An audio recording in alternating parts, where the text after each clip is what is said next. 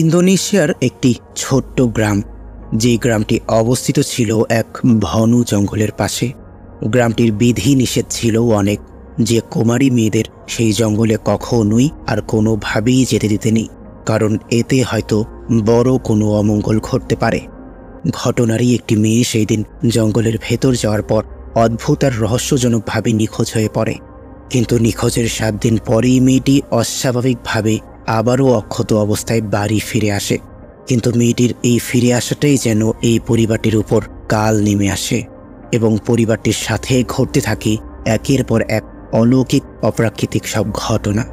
মেয়েটি নিখোঁজের 7 দিন পরই বা আবার কিভাবে ফিরে আসলো, এবং মেয়েটির সাথে আসলে ঘটেছিলই বাটা কি, আর মেয়েটির ফিরে আসাটা কেন পরিবারের জন্য শুভ না হয়ে অশুভই রূপ নিল? আর আদৌ কি মেয়েটি নিখোঁজ হওয়া সেই মেয়েটি ছিল, নাকি ছিল কোনো অশুভ অপশক্তি? মুভিটির কাহিনী যতটা ঘনিয়ে আসতে থাকবে, আর তোমরাও এটাই বলতে থাকবে যে এই কাহিনীটির অন্তিম না ঘটুক। আর এরকমটা হবার কারণ এই মুভিটির ঘটনা। তো উন্মোচন করা যাক রহস্যে ঘেরা চাঞ্চল্যকর এক ঘটনার উপলব্ধি। প্রেমবন 2023।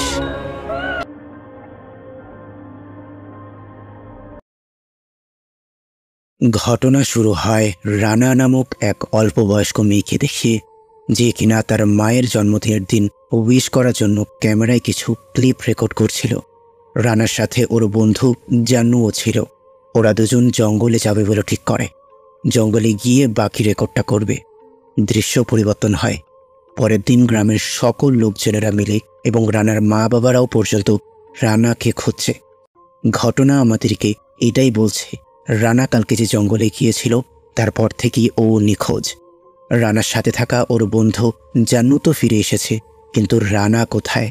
রানার সপরিবার এবং প্রতিবেশী সবাই মিলে রানাকে সেই গভীর জঙ্গলে খুঁজে বেড়াচ্ছে, কিন্তু রানার কোনো হদিশ ছিল না।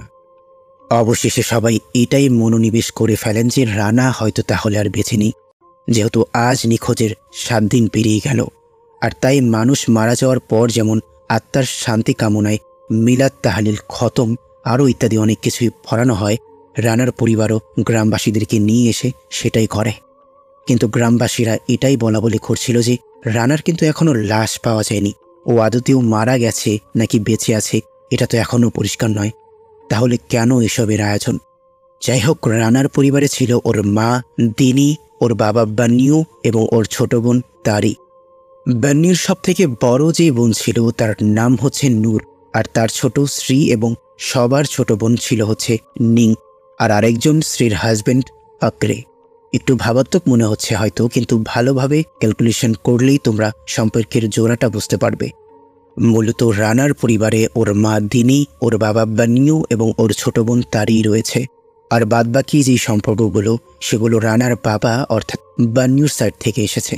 যেমনটা আমি বললাম, তার বড় বোন নূর, তার মেজ বোন শ্রী এবং সবার ছোট নিং এবং শ্রীয়ের হাজব্যান্ড পাকরে। যাই হোক, এখন দিনি ইন্দোনেশিয়া থেকে ছিল না, অর্থাৎ দিনি জাভানিস ছিল না। আর এর জন্য দিনি জাভানিস ঐতিহ্য, জাভানিস পরম্পরা এবং জাভানিস যেই বিশ্বাস এবং ভক্তি থাকে সেগুলো মানত না। যেই দিন রানা নিখোঁজ হলো সেই দিন নূর বলেও ছিল যে রানাকে আজ জঙ্গলে তো দূরে থাক, বাহিরে পর্যন্ত যেন যেতে দেওয়া না হয়। আর এই কথা নূর প্রেমবন বই থেকে দেখে তারপর বলেছিল। তিনি বলে যে রানার জন্ম একটি বিশেষ সোমবারের দিনে হয়েছিল, আর এই কারণেই রানা যেদিন নিখোঁজ হয়েছিল সেই দিনটা ছিল রানার জন্য একটা অভিশপ্ত দিন। এই কারণেই হয়তোবা রানা মারা গিয়েছে। নূর, নিং এবং শ্রী এগুলোই বলছিল যে রানা মরে গিয়েছে, যেটা হবার সেটা মেনে নিতেই হবে। কিন্তু তখনই দরজায় কারোর কড়া নাড়ার শব্দ শুনতে পাওয়া যায়।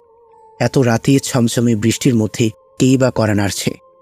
দিনই যখন এরপর আস্তে আস্তে গিয়ে দরজাটা খুলিয়ে, তো তখন যেই দৃশ্য দেখা যায় সেটা দেখে তো রানার পরিবারের সাথে সাথে তোমরাও হয়তো হতভম্ব হয়ে যাবে।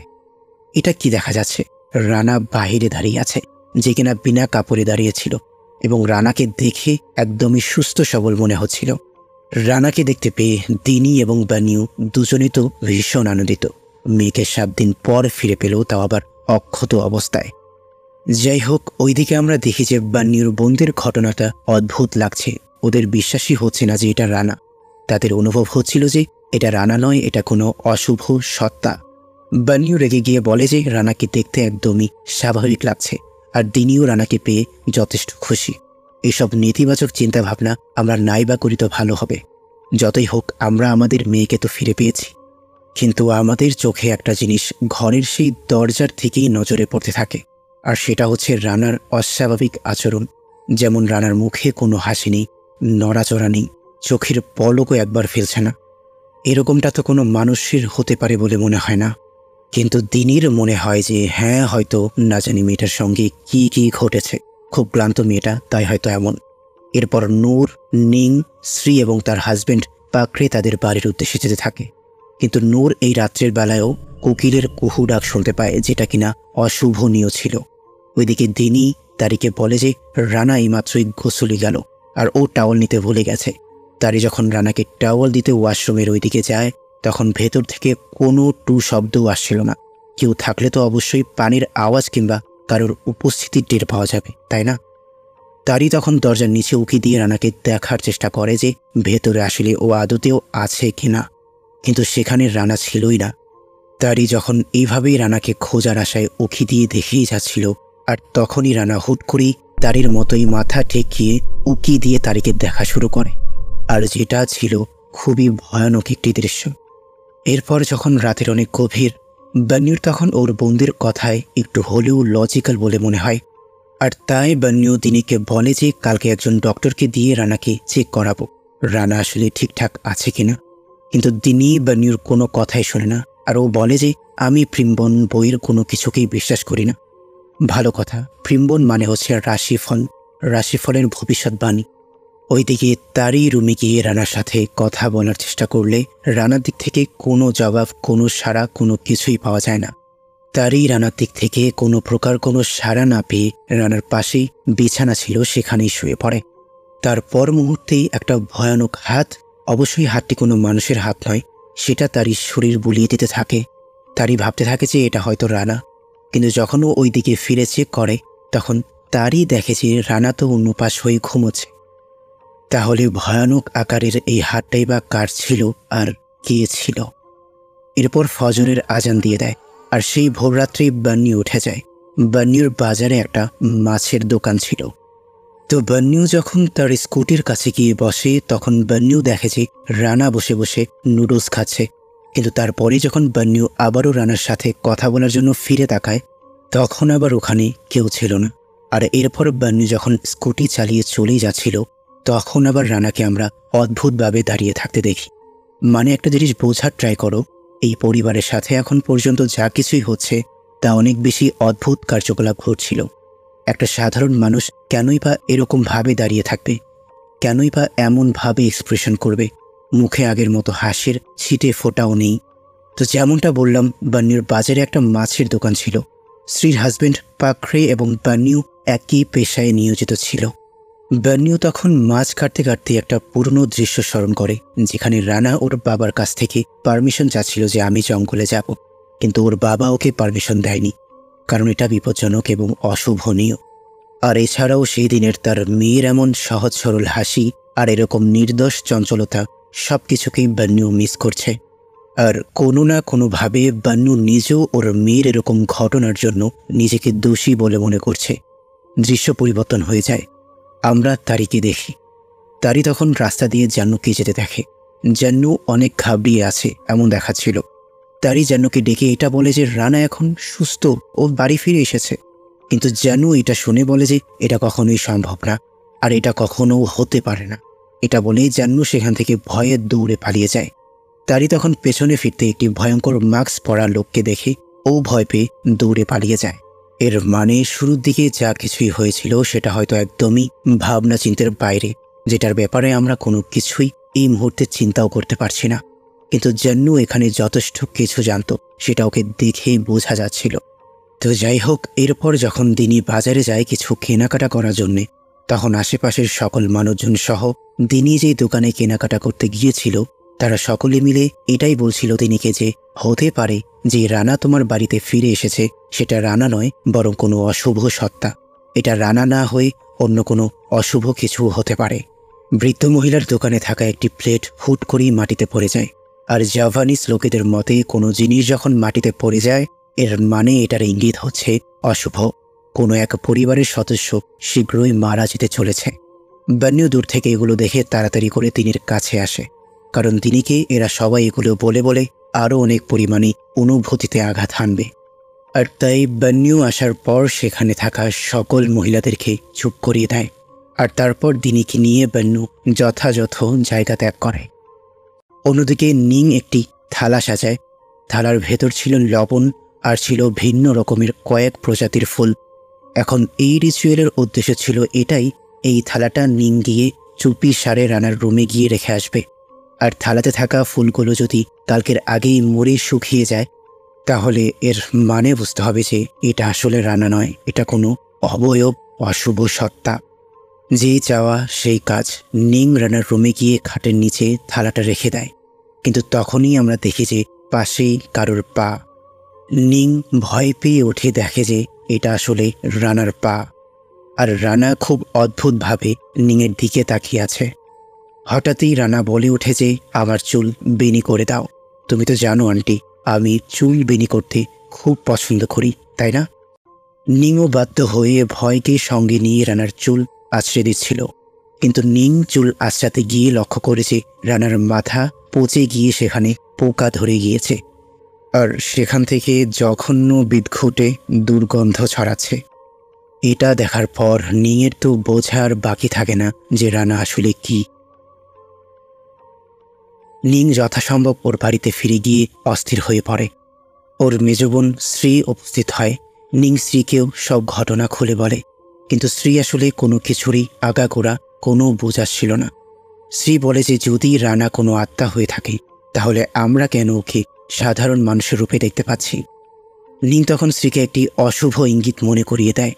রানা যেদিন থেকে নিখোঁজ হয়েছিল ওই দিন থেকে আজও বান্নুর বাড়ির সামনে লাগাতার কোকিলের ডাক শোনা যায়, আর ইন্দোনেশিয়াতে কোকিল ডাকার মানে হচ্ছে ওই জায়গার আশেপাশে মৃত অশরীরী আত্মা সত্তা অপশক্তি যেটাই হোক না কেন ঘুরে বেড়াচ্ছে। তো যাই হোক, অন্যদিকে আমরা দেখি যে জান্নু লাইব্রেরিতে বসে স্টাডি করছিল, আর লাইব্রেরিতে থাকা বাকি স্টুডেন্টরাও তাদের নিজেদের কাঙ্ক্ষিত কাজ শেষ করে বেরিয়ে গেছে। এখন যদি লাইব্রেরিতে কেউ থেকে থাকে তাহলে সেটা শুধুমাত্র জান্নু, তাও আবার একা। জান্নু খুব আতঙ্কে ছিল যে এই না আমার সাথে কিছু অস্বাভাবিক কার্যকলাপ ঘটে যায়। ঠিক তখনই পেছন থেকে লাইট জ্বলা নেভা করা আরম্ভ করে দেয়, আর একটা সময় পেছনে আমরা রানাকে দাঁড়িয়ে থাকতে দেখি, আর রানা ধীরে ধীরে ওর দিকে এগিয়ে আসছিল। কিন্তু যেন পেছনের দিকে ফিরতেই আবারও সবকিছু স্বাভাবিক হয়ে যায়, যেন মনে হয় এখানে এতক্ষণ কিছুই হয়নি। কিছু মুহূর্ত পরেই রানা সাইড থেকে এসে জানুকে ভয় দেখাতে থাকে, কিন্তু ব্যাপারটা অদ্ভুত আর আশ্চর্যজনক যে রানা জানুকে কোনো ক্ষতি করে না। ওইদিকে রাত হলে আমরা নিংকে দেখি যেখানে সোফায় বসে প্রিম্বন বই পড়ছিল, আর ওইদিকে শ্রী ওর হাজবেন্ডের সাথে ঘুমোচ্ছিল, আর নূর তার রুমে একা একা শুয়ে জিকির করছিল। তখনই শ্রী আর নিংয়ের উপর দুটো অশুভ অপশক্তি আক্রমণ চালায়।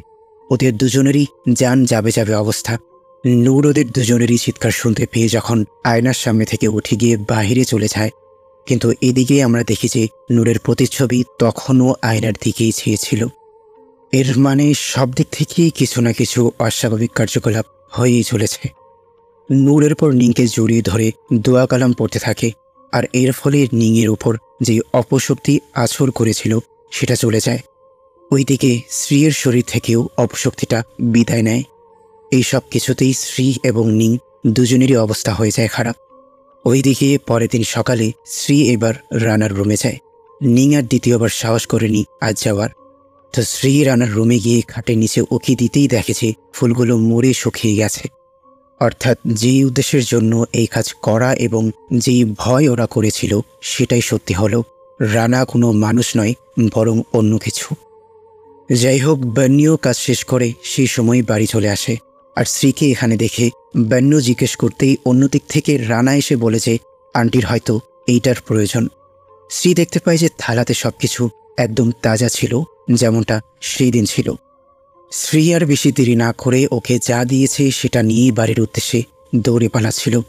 কিন্তু রাস্তায় যখন শ্রীয়ের হাত থেকে ভুলবশত থালাটা মাটিতে পড়ে যায় তখন আবার দেখা যায় যে ফুলগুলো তো মরা, ঠিক যেরকমটা ও খাটের নিচে দেখেছিল। এর মানে রানা নিজের শক্তির দ্বারা ওর বাবার কাছ থেকে এই সব কিছু লুকানোর জন্য ফুলগুলোকে স্বচ্ছ আর তাজা করে দিয়েছিল, যাতে বান্নিও অন্তত কোনো কিছুরই টের না পায়। বান্নিও আর রানা মিলে তখন দুপুরের লাঞ্চ করছিল, কিন্তু রানা শুধু খাবারের সামনেই বসেছিল, কিছুই খাচ্ছিল না। হঠাৎই তখন রানার নাক থেকে বান্নু রক্ত পড়তে দেখে, আরও রানার মুখ থেকেও কিছু একটা বের হতে দেখা যায়। বান্নিও আবার ডক্টরকে আসতে বলেছিল রানার হেলথ চেক করার জন্য, তাই ডক্টরও সেই সময়টাতে চলে আসে। তো ডক্টর রানার চেক আপ করছিল, দিনিও পাশে হাজির ছিল। ডক্টর স্বাভাবিক মাইন্ডেই রানার চেক আপ করতে গিয়ে যখন এটা উপলব্ধি করে যে রানার তো স্পন্দনই চলছে না, মানে সোজা কথায় একটা মানুষ মরে গেলে কি আর স্পন্দন চলে, ব্যাপারটা ঠিক সেরকমই। ডক্টর কয়েকভাবে রানার পালস চেক করে, কিন্তু রেজাল্ট নেগেটিভ। রানা বেঁচে আছে, কিন্তু তার স্পন্দন চলছে না। আর এই বিষয়টা ছিল একজন ডক্টরের কাছে অলৌকিক এক পরিস্থিতি। ডক্টর যখন রানাকে হা করতে বলে, তখন ডক্টর দেখে যে রানার মুখে কীরা দিয়ে ভরা, কিন্তু বাদবাকি আর কেউ এমন কিছু দেখতে পায় না। ডক্টর তখন কি করবে না করবে ভেবে কুল পায় না, আর তাই ওয়াশরুমে চলে যায়। আর সেখানে ডক্টর রানার ছায়ামূর্তি দেখে। দূরে দাঁড়িয়ে রানা ডক্টরকে ভয় দেখানোর চেষ্টা করছে, মানে রানা ডক্টরকে এই ইঙ্গিতই দিচ্ছিল যে তুই যদি কিছু বলিস তাহলে তোর মৃত্যু অনিবার্য। ডক্টর ওয়াশরুম থেকে যখন বাইরে চলে আসে, তখন আবার দেখা যাচ্ছিল রানা তো ওর জায়গাতেই বসে আছে। ডক্টর তখন আজব আচরণের সাথে ভয় পেয়ে কাউকে কিছু জবাব অবধি না দিয়ে যথাসম্ভব স্থান পালায়। নূর আর নিংও তখন চলে এসেছিল, আর ওদের বলা এটাই যে এই মেয়ে রানা নয়, এটা রানার আত্মা। রানা আর এই জগতে নেই, বরং রানা শুধু এখানে থেকে অন্য জগতের আত্মাদেরকে চুম্বকের মতো করে টেনে আনছে। অর্থাৎ ও যেহেতু এখানে এক অশুভ সত্তা, তাই আরও যত অশুভ অপশক্তি রয়েছে তারাও রানার জন্য এখানে এসে জড়িত হচ্ছে। কিন্তু দিনি আর বান্নিও ওদের কোনো কথাও শোনে না আর বিশ্বাসও করে না। এর মানে ওই দিন যে নিং আর শ্রীর ওপর আক্রমণ করা হয়েছিল সেটা আর কারোর জন্য নয়, বরং রানার জন্যই।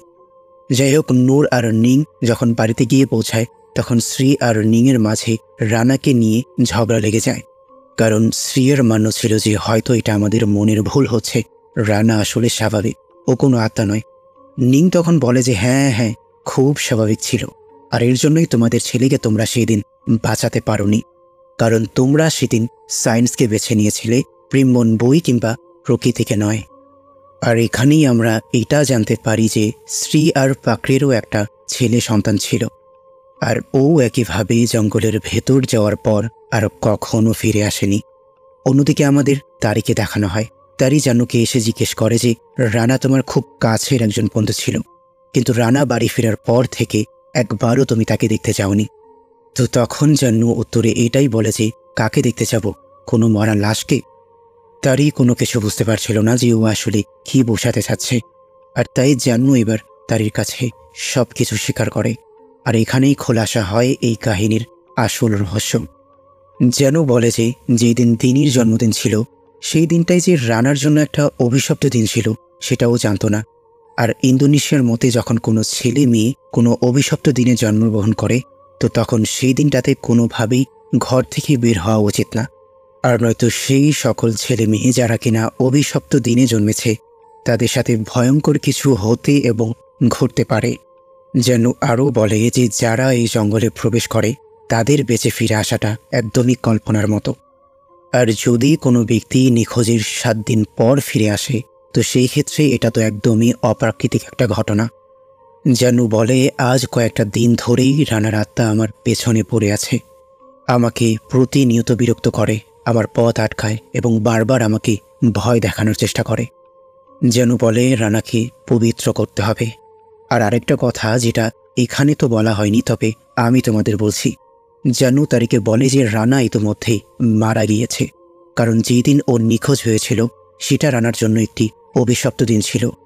সুতরাং ওটা রানার আত্মা, যেটা তারির বাড়িতে রয়েছে, আর আত্মা যেই হোক না কেন সেটা আত্মাই হয়। তারি এগুলো শুনে নিজেকে ঠিক রাখতে পারে না। তারি অতীতে ওর বোন রানার সাথে কাটানো কিছু সুন্দর মুহূর্ত স্মরণ করতে থাকে। যে বোনের সাথে ছোট থেকে বড় হলো, এত এত ভালোবাসলো, সেই বোনটা আর এখন নেই। ওর বোন ওদের সাথে আছে তো ঠিকই, কিন্তু এটা তো প্রকৃতির এক প্রকার নিয়মের বিরুদ্ধে। এরপর রাত হলে আমরা এটা দেখি যে রানা ওর বাবার সাথে বাজারে যাবে সেটা বলে, যেরকমটা রানা আগেও ওর বাবার সাথে দোকানে গিয়ে কাজে হেল্প করত। এরপর রানার বাবা যখন মাছ কাটছিল, তখন কাটতে কাটতেই ছুরির ধার শেষ হয়ে যায়, আর এর ফলে বান্নিও ছুরি ধার দেওয়ার জন্য একটু অন্যদিকে চলে যায়। আর সেই সময়টাতেই সেখানে রানা আসে। রানা এক জায়গা থেকে মুহূর্তেই অন্য জায়গায় শিফট হয়ে যাচ্ছিল। মানে রানাকে একবার এখানে দেখা যাচ্ছিল, তো আবার নিমিষে ওখানে। আর এই দৃশ্যগুলোই সেই দিনকার সেই দোকানদার মহিলাটা দেখে ফেলে। কিন্তু তারা আর কী বা করবে, তাদের তো সন্দেহ আগের থেকেই ছিল। এখানে আমরা আরও একটা জিনিস লক্ষ্য করি। রানা ওর হাত দিয়ে কৌশলে প্রথমে টেবিল থেকে একটা মাছের কাটা মাথা নিচে ফেলে, আর তারপর রানা নিচু হয়ে সেই কাঁচা মাথা খেতে থাকে। কোনো মানুষ তো আর নিশ্চয়ই কাঁচা মাথা খাবে না, তাই নয় কি? এরপর পরের দিন দিনই রানাকে সাথে বসিয়ে একটি খাবার তৈরি করছিল, আর বলছিল যে এই খাবার বানানো সম্পন্ন হয়ে গেলে তুমি আন্টিদের জন্য নিয়ে যাবে। আর এখানে আমরা একটা বিষয় খেয়াল করি যে রানার আত্মা শুধু বাহিরের লোকেদের জন্যই বিপজ্জনক, কারণ রানার আত্মা দিনি, তারি এবং ওর বাবা বান্নুকে তো কোনো প্রকার ক্ষতিই করছে না, বরং রানা তো আরও নিজের পরিবারের সাথে থাকতে পেরে আনন্দিত। বাদবাকি লোকেদের জন্য বিপজ্জনক হয়তো এ কারণেই, কারণ তারা বিষয়টা জেনে গেছে যে এটা আসলে রানা নয়, রানার আত্মা। আর তাই রানা তাদেরকেই ভয় দেখাচ্ছে কিংবা দেখায়, যারা কিনা ওর সত্যটাকে বের করার চেষ্টা করছে। এরপর রাত হলে নূর বাহিরে ছিল, কিন্তু হুট করেই নূর ভয়ে দৌড়াতে শুরু করে দেয়, কারণ কুয়াশার আড়ালে সেই অপশক্তি অশুভ আত্মাগুলোকে দেখতে পাওয়া যাচ্ছিল, যাদের কিনা রানার আত্মা চুম্বকের মতো করে টানছে, ওদেরকে মানুষের বাসস্থানে আহ্বান জানাচ্ছে। ঘরে যাওয়ার পর ওরা সবাই আতঙ্কে ছিল। তখনই দরজায় কেউ কড়া নাড়ে। ওরা ভাবে হয়তো অশুভ শক্তিগুলো ঘরে প্রবেশ করার জন্যই দরজায় কড়া নাড়ছে। পাকড়ে ধীরে ধীরে গিয়ে দরজাটি খুলে। খুলতেই দরজায় দাঁড়ানো আমরা রানাকেই দেখি। রানা ওদের জন্য খাবার নিয়ে এসছে, যেটা ওর মা বানিয়ে রানাকে দিয়েছে।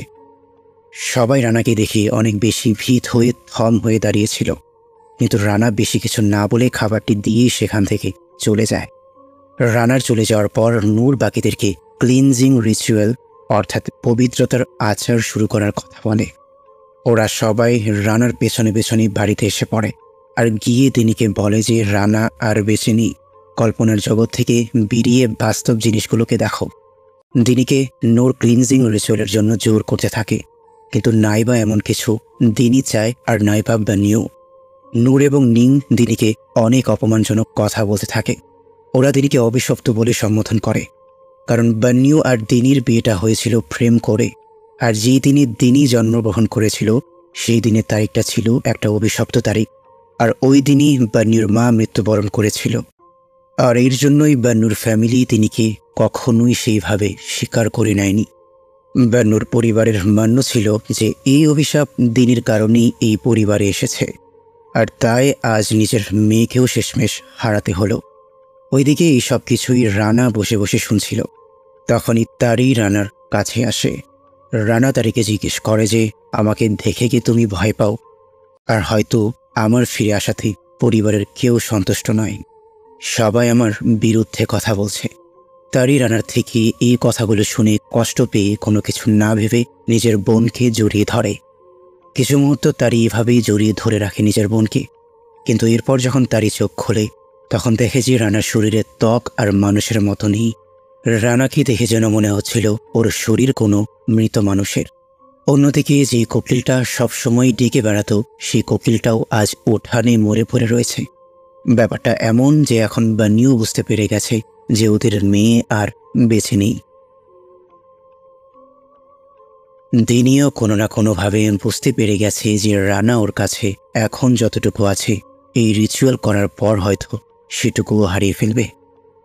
ওদিকে নূর রিচুয়ালের জন্য প্রস্তুতি নিচ্ছে। তখনই পেছনে আমরা রানাকে দেখতে পাই। নূর রানাকে দেখে মোটেও অবাক হয় না, কারণ নূর জানে সমস্ত কিছু। রানা নূরকে শুধু এটুকুই বলে যে আন্টি, আমাকে দেখে ভয় পাও কেন তোমরা? এটা বলেই রানা সেখান থেকে চলে যায়। এখন পরের দিন সকাল হতেই রিচুয়ালের ব্যবস্থাপনা শুরু হয়ে যায়। অন্যদিকে জানু আর তারি জঙ্গলের ভেতর যাবে বলে ঠিক করে। পাকড়ি যখন জিজ্ঞেস করে যে কেন তোমরা জঙ্গলে যেতে চাচ্ছ, তখন ওরা বলে যে ক্লিনজিং রিচুয়াল চলাকালীন জঙ্গলে হারানো মৃত ব্যক্তিদের লাশ খুঁজে পাওয়া যায়, আর এটাই এখন একমাত্র সময় রানার লাশকে খুঁজে বের করার। পাকড়ি মানা করলেও ওরা দুজন জঙ্গলের দিশায় রওনা দিয়ে দেয়।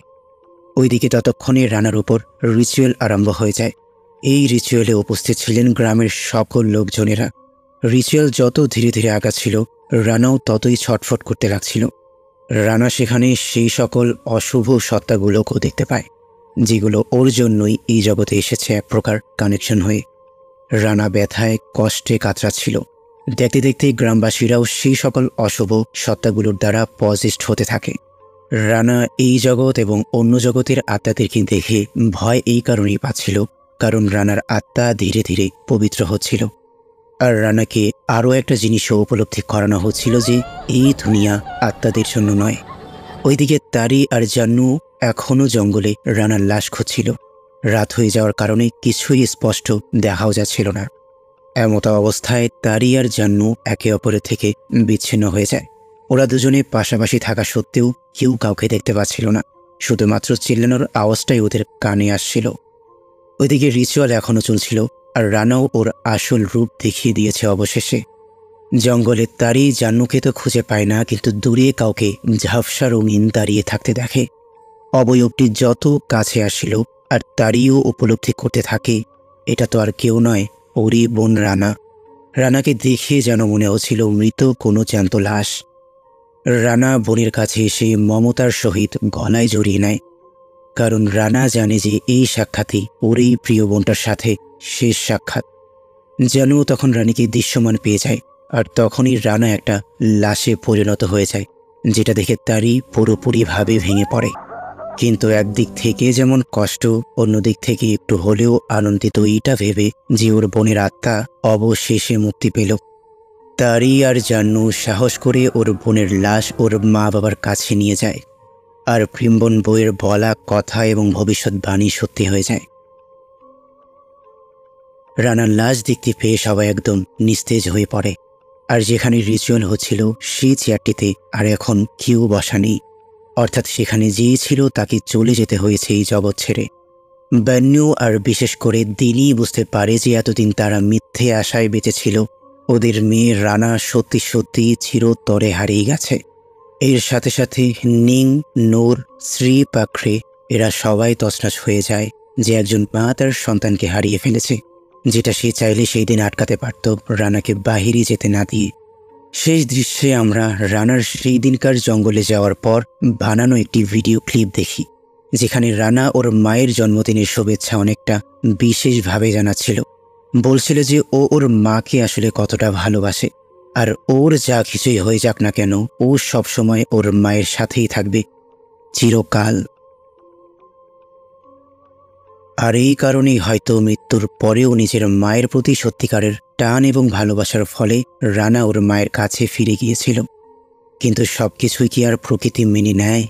রানার ফিরে আসাটা যে ছিল প্রকৃতির নিয়মের বিরুদ্ধে।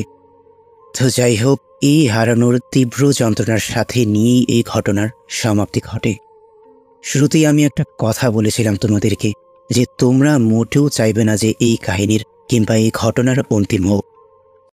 এখন একটা ফ্যাক্ট তোমাদেরকে জানাই, ইন্দোনেশিয়াতে এমন কিছু দিন রয়েছে যেই দিনগুলো সত্যিই অভিশপ্ত দিনে আখ্যায়িত করা হয়েছে। আর কখনো কখনো আমরা যেহেতু মানুষ, আর আমরা চাইলেও আমাদের ভাগ্য নিজেরা নির্ধারণ করতে পারি না, তাই অনেক নবজাতক সেই অশুভ দিনে জন্মগ্রহণ করে নেয়, আর সেই দিন ওদের জন্য অভিশপ্ত হয়ে যায়।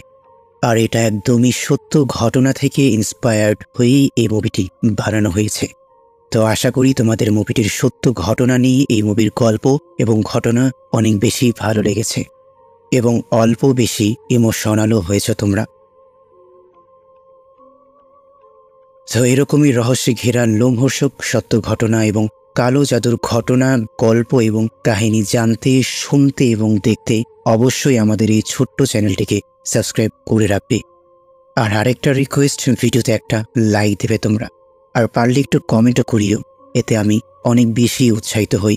আমার খুব ভালো লাগে কমেন্ট পড়তে। So thanks for watching, do subscribe